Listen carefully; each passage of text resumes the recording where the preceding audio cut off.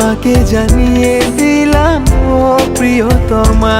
তাহলে কি শাকিব খানের পরবর্তী সিনেমা হিমেল আশরাফের সাথে? হ্যালো ভাই বন্ধুরা, this Rajib, welcome to another brand new video. তো আমি এখন কথা বলবো প্রিয়তমা নির্মাতা মানে হিমেল আশরাফ বাইরে নিয়ে। তো দেখুন, প্রিয়তমা যখন রিলিজ হয়েছিল তখন কিন্তু অনেক ব্যবসা করছে, বা এই সিনেমাটাতে কিন্তু শাকিব খানের একটা পুনর্জন্ম হয়েছে। তারপরে এই হিমেল আশরাফ কিন্তু রাজকুমার সিনেমাটা কিন্তু নির্মাণ করছিল, কিন্তু তারপরে কিন্তু প্রায় 2-3 বছর কিন্তু একটা গ্যাপ দিছে।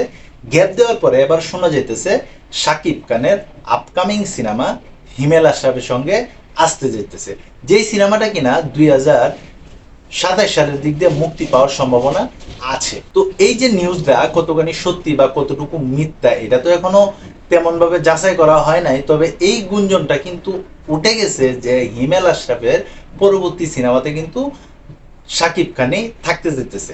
আর সেই কিন্তু বলতেছিল যে আমার এখন একটা ব্রেক নেওয়া দরকার, তো সেই ব্রেকের পরেই কিন্তু মানে আমি একটা বিরতির পরেই আবার নতুন সিনেমা নিয়ে কিন্তু কাজ করব। আর আমি যদি কোনো নতুন সিনেমা নিয়ে কাজ করি তাহলে আমার সিনেমাতে অবশ্যই শাকিব ভাই থাকবে, মানে আমাদের মেগাস্টার কিং খান শাকিব খানের কথাই কিন্তু বলছিল। তবে এইবার কিন্তু মেগাস্টার কিং খান শাকিব খান কিন্তু আমেরিকাতে আছে, আর হিমেল আশরাফও কিন্তু আমেরিকাতে আছে। দেখুন, 2-2 4 হয় কিভাবে। তো হিমেল আশরাফ এবং শাকিব খান একই স্থানে যেহেতু আছে, তো আমার মনে হয় তারা দুজনের একত্রে বসে অনেক আলাপচারিতায় কিন্তু হইতে পারে, সিনেমার বিষয়ে হোক বা অন্য কোনো বিষয়েই হোক।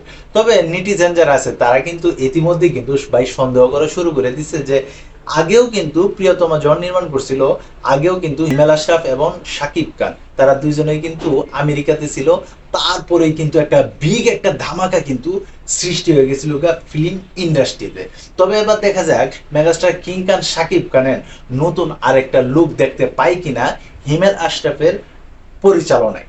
তবে তোমরা যারা শাকিবিয়ান আছো তোমাদের কাছে কি মনে হয়, শাকিব খানের আপকামিং সিনেমা হিমেল আশরাফের সাথে আসবে নাকি অন্য কারোর সাথে আসবে? তো অবশ্যই এই বিষয়টা তোমরা কমেন্ট বক্সে জানাতে পারো।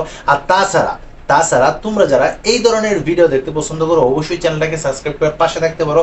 তো এই ছিল এখনকার মতো ভিডিও। তো সবাই ভালো থাকবা, সুস্থ থাকবা, আর হ্যাঁ, কাছের মানুষটার ভালো রাখবা। ধন্যবাদ সবাইকে, আল্লাহ হাফিজ।